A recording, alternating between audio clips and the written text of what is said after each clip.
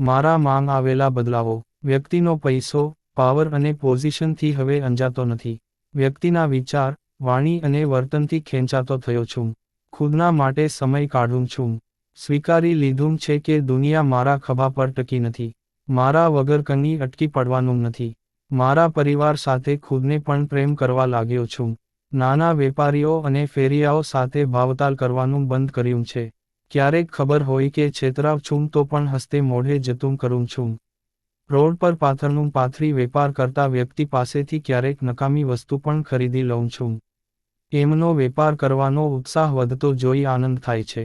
કોઈ ધાર્મિક સ્થળે દાન આપી પોતાના નામની તકતી મરાવવા કરતાં જરૂરિયાતમંદોને જમાડવા કે મદદ કરવી અને અબોલ પશુ પક્ષીઓ માટે દાણા પાણીની વ્યવસ્થા કરવામાં વધારે ખુશી મળે છે. સારા કામ કે વિચારોની મુક્તપણે પ્રશંસા કરું છું.